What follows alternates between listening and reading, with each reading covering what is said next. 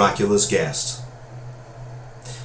When we started for our drive, the sun was shining brightly on Munich, and the air was full of the joyousness of early summer.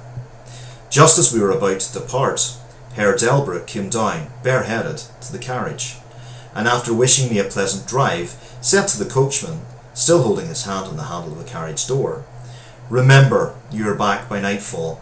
The sky looks bright, but there is a shiver in the north wind that says there may be a sudden storm. But I am sure you will not be late." Here he smiled and added, "For you know what night it is." Johann answered with an emphatic, "Ja, mein Herr," and touching his hat, drove off quickly.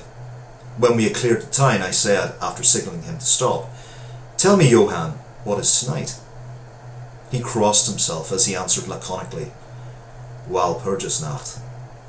He then took out his watch, a great, old-fashioned German silver thing, as big as a turnip, and looked at it with his eyebrows gathered together, and a little impatient shrug of his shoulders. I realised that this was his way of respectfully protesting against the unnecessary delay, and I sank back in the carriage, merely motioning him to proceed. He started off rapidly, as if to make up for lost time. Every now and then the horses seemed to throw up their heads and sniffed the air suspiciously. On such occasions, I often looked around in alarm. The road was pretty bleak, for we were traversing a sort of high, windswept plateau.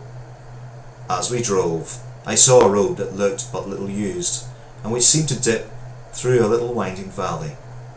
It looked so inviting that even at the risk of offending him, I called Johann to stop, and when he had pulled up, I told him I would like to drive down that road. He made all sorts of excuses, and frequently crossed himself as he spoke.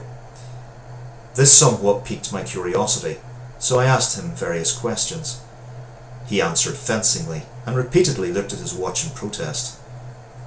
Finally, I said, "Well, Johann, I want to go down this road. I will not ask you to come unless you like, but tell me why you do not like to go. That is all I ask." For answer, he seemed to throw himself off the box. So quickly did he reach the ground that he stretched out his hands appealingly to me and implored me not to go.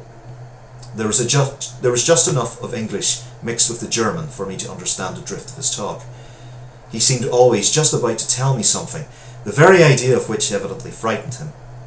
But each time he pulled himself up, saying, as he crossed himself, "Walpurgisnacht."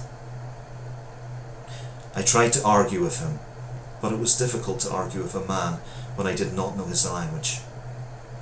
The advantage certainly rested with him, for although he began to speak in English of a very crude and broken kind, he always got excited and broke into his native tongue, and every time he did so, he looked at his watch. Then the horses became restless and sniffed the air.